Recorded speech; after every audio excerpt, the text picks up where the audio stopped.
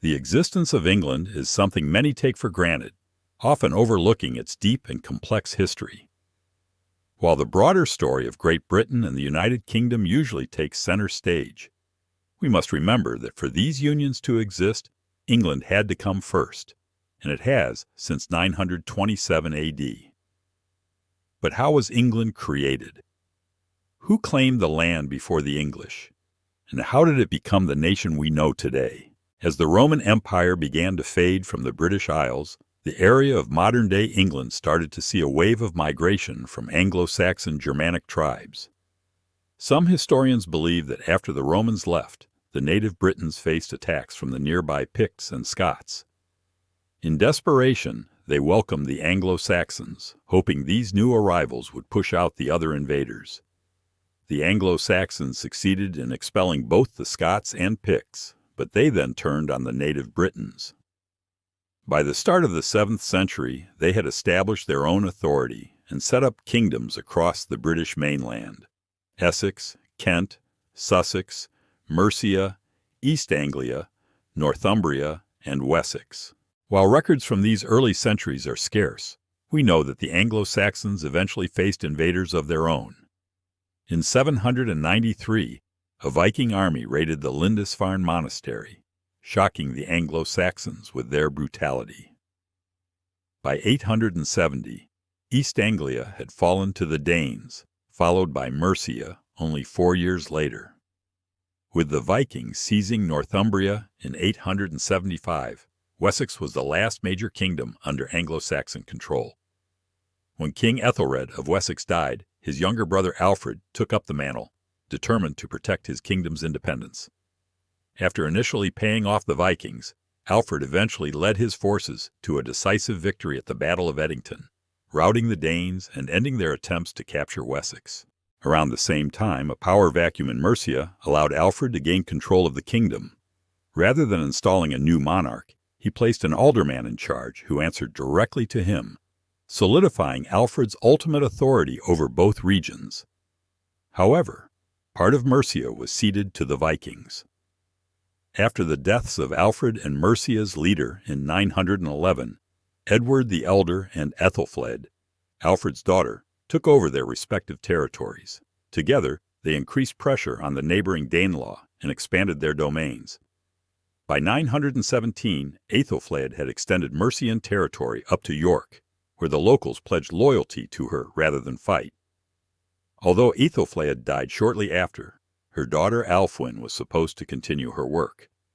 However, the Mercian people quickly ousted Alfwin, creating the perfect opportunity for Edward of Wessex to seize all of Mercia. In 918, the Anglo-Saxons pushed further into Danelaw territory, slowly reclaiming more land.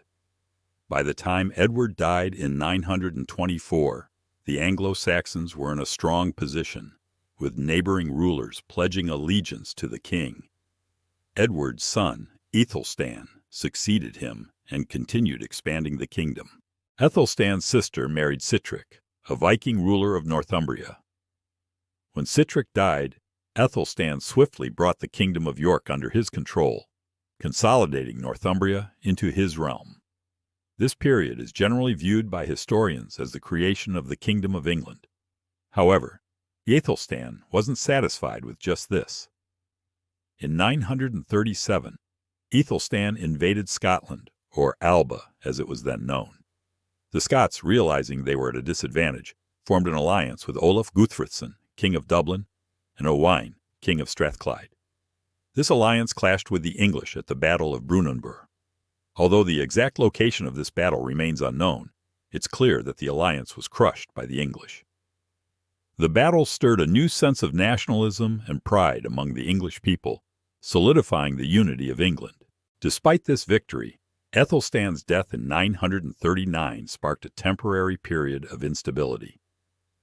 The defeated Viking ruler of Dublin, King Olaf, took advantage of this and reconquered parts of Northumbria and Mercia. However, when Olaf died in 941, his cousin Olaf succeeded him, prompting Edmund of England to retaliate. By 946, Edmund had pushed the Vikings out of Northumbria, reuniting England. Edmund then invaded Strathclyde, annexing some of its southern territories but ceding the rest to King Malcolm I of Scotland.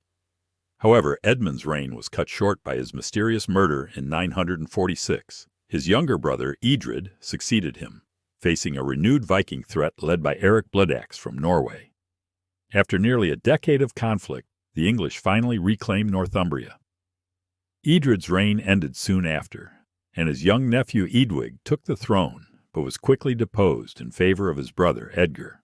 Under Edgar, known as Edgar the Peaceful, the true foundations of the English kingdom were established. He introduced numerous reforms, many of which upheld the existing systems and laws of the Danelaw to avoid displeasing the Danish population. His reign, marked by peace, unity, and order, helped solidify the unity of the young kingdom of England. The formation of England was a long and tumultuous process. From the initial migration of the Anglo-Saxons to the establishment of their kingdoms, through the invasions and rule of the Vikings, to the eventual unification of these territories, it was only under the rule of Edgar the Peaceful that the foundational laws and structures of the Kingdom of England, as we know it today, were built.